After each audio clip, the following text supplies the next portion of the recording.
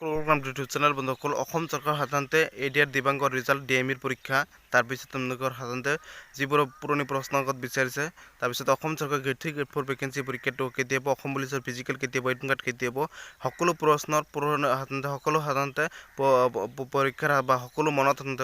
যিবোৰ পৰীক্ষা হওক এডমিট কাৰ্ড হওক বা পুৰণি প্ৰশ্নকাকত হওক সকলো মনত যিটো বিচাৰিছে বন্ধুসকল সকলোক মই এটা ভিডিঅ'ৰ জৰিয়তে সকলো কনফিউজ মই দূৰ কৰিবলৈ বিচাৰিছোঁ বন্ধুসকল আৰু আপোনালোকৰ সাধাৰণতে এই আসাম পুলিচৰ যেটো এডমিট কাৰ্ড মুকলি হ'ব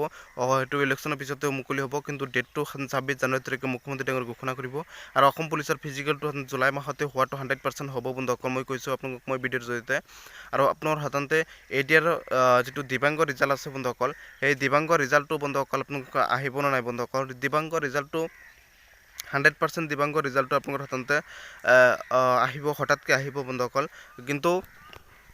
ডাইৰেক্ট ডেটটো জনাব নোৱাৰোঁ কাৰণ ইয়াৰ আগতে এটা ডেট খেলি মেলি হৈছে মই সেইবাবে সকলোৱে মোক বেয়া পাব মই ডাইৰেক্ট ডেটটো নজনাওঁ যেতিয়া আহিব সেইদিনা মই জনাই দিম আগতীয়াকৈ জনাই দিম সেইদিনাখন কিন্তু আপোনালোক সাধাৰণতে ডাইৰেক্ট ৰিজাল্টখন ছেকেণ্ড লিষ্টখন যেতিয়া কৈছিল যে দিয়া নহ'ব তাৰপিছত মই আপোনালোক মই কৈছোঁ ভিডিঅ'টোৰ জৰিয়তে কিন্তু বহুতবাৰ কৈছিলোঁ যে দিয়া হ'ব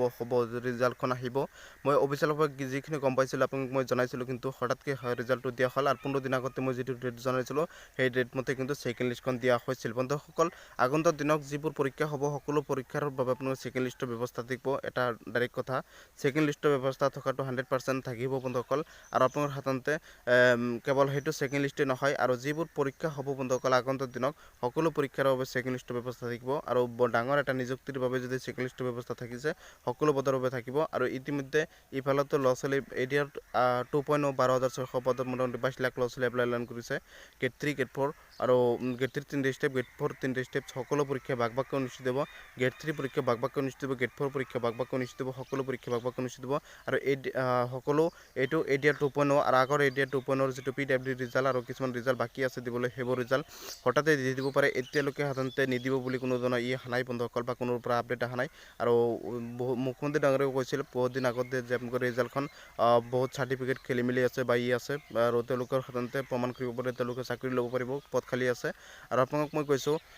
আপোনাৰ সাধাৰণতে অসম পুলিচৰ ফিজিকেলটোৰ ডেটটো আপোনালোকৰ বা এডিয়াৰ 2.0 12,600 পদৰ ডেটটো আপোনালোকৰ 26 জানুৱাৰী তাৰিখে ঘোষণা কৰিব আৰু জুলাই মাহৰ আগতে সম্পূৰ্ণ হ'ব বুলি মুখ্যমন্ত্ৰীয়ে কেইদিন আগতে ঘোষণা কৰিছিল জুলাই মাহতে অসম পুলিচৰ ফিজিকেল অনুষ্ঠিত হ'ব আৰু এডিয়াৰ 2.0 জুলাই আগষ্ট ছেপ্টেম্বৰ মাহতে এনেকুৱা মাহতে অনুষ্ঠিত হ'ব 7 মাহ পিছতে অনুষ্ঠিত হ'ব সকলো পৰীক্ষা কাৰণ জানুৱাৰী মাহতে ঘোষণা কৰিলে ফেব্ৰুৱাৰী মাহত মেট্ৰিক পৰীক্ষা হাই ছেকেণ্ডেৰী পৰীক্ষা আছে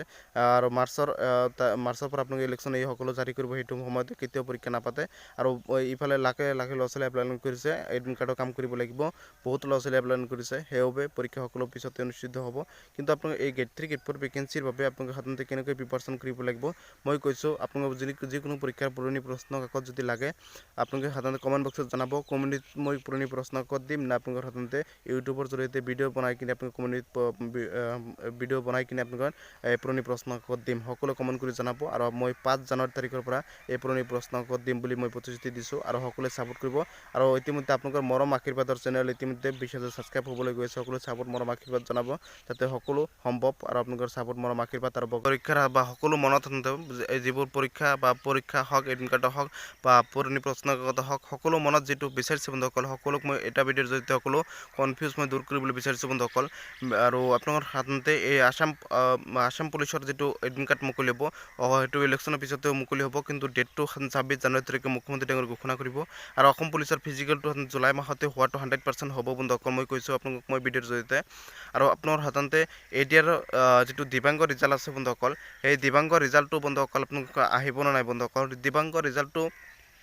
100% দিবাংগ ৰিজাল্টটো আপোনালোকৰ সাধাৰণতে আহিব হঠাৎকৈ আহিব বন্ধুসকল কিন্তু ডাইৰেক্ট ডেটটো জনাব নোৱাৰোঁ কাৰণ ইয়াৰ আগতে এটা ডেট খেলি মেলি হৈছে মই সেইবাবে সকলোৱে মোক বেয়া পাব মই ডাইৰেক্ট ডেটটো নজনাওঁ যেতিয়া আহিব সেইদিনা মই জনাই দিম আগতীয়াকৈ জনাই দিম সেইদিনাখন কিন্তু আপোনালোক সাধাৰণতে ডাইৰেক্ট ৰিজাল্টখন ছেকেণ্ড লিষ্টখন যেতিয়া কৈছিল যে দিয়া নহ'ব তাৰপিছত মই আপোনালোক মই কৈছোঁ ভিডিঅ'টোৰ জৰিয়তে কিন্তু বহুতবাৰ কৈছিলোঁ যে দিয়া হ'ব ৰিজাল্টখন আহিব মই অফিচিয়েলভাৱে যিখিনি গম পাইছিলোঁ আপোনালোক মই জনাইছিলোঁ কিন্তু হঠাৎকৈ ৰিজাল্টটো দিয়া হ'ল আৰু 15 দিন আগতে মই যিটো ডেট জনাইছিলোঁ সেই ডেট মতে কিন্তু ছেকেণ্ড লিষ্টখন দিয়া হৈছিল বন্ধুসকল আগন্তুক দিনত যিবোৰ পৰীক্ষা হ'ব সকলো পৰীক্ষাৰ বাবে আপোনাৰ ছেকেণ্ড লিষ্টৰ ব্যৱস্থা থাকিব এটা ডাইৰেক্ট কথা ছেকেণ্ড লিষ্টৰ ব্যৱস্থা থকাটো 100% থাকিব বন্ধুসকল আৰু আপোনাৰ সাধাৰণতে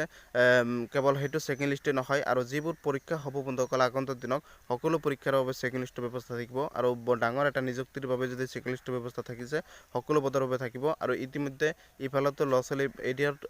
2.0 12,600 পদত মোটামুটি 22 লাখ ল'ৰা ছোৱালী এপ্লাই কৰিছে গেট 3 গেট 4 আৰু গেট 3 তিনিটা ষ্টেপ গেট 4 তিনিটা ষ্টেপ সকলো পৰীক্ষা ভাগ ভাগকৈ অনুষ্ঠিত হ'ব গেট 3 পৰীক্ষা ভাগ ভাগকৈ অনুষ্ঠিত হ'ব গেট 4 পৰীক্ষা ভাগ ভাগকৈ অনুষ্ঠিত হ'ব সকলো পৰীক্ষা ভাগ ভাগকৈ অনুষ্ঠিত হ'ব আৰু এই সকলো এইটো এডিয়াৰ 2.0 আৰু আগৰ এডিয়াৰ 2.0 যিটো PWD ৰিজাল্ট আৰু কিছুমান ৰিজাল্ট বাকী আছে দিবলৈ সেইবোৰ ৰিজাল্ট হঠাতে দি দিব পাৰে এতিয়ালৈকে সাধাৰণতে নিদিব বুলি কোনো ধৰণৰ নাই বন্ধুসকল বা কোনো পৰা আপডেট অহা নাই আৰু মুখ্যমন্ত্ৰী ডাঙৰীয়াই কৈছিল বহুত দিন আগতে যে আপোনালোকৰ ৰিজাল্টখন বহুত চাৰ্টিফিকেট খেলি মেলি আছে বা আছে আৰু তেওঁলোকৰ সাধাৰণতে প্ৰমাণ কৰিব পাৰে তেওঁলোকে চাকৰি ল'ব পাৰিব পদ খালী আছে আৰু আপোনালোকক মই কৈছোঁ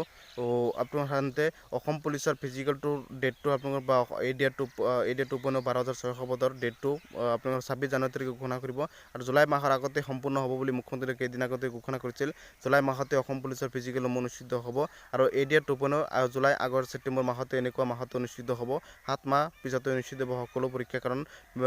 জানুৱাৰী মাহতে ঘোষণা কৰিলে ফেব্ৰুৱাৰী মাহত মেট্ৰিক পৰীক্ষা হায়াৰ ছেকেণ্ডেৰী পৰীক্ষা আছে আৰু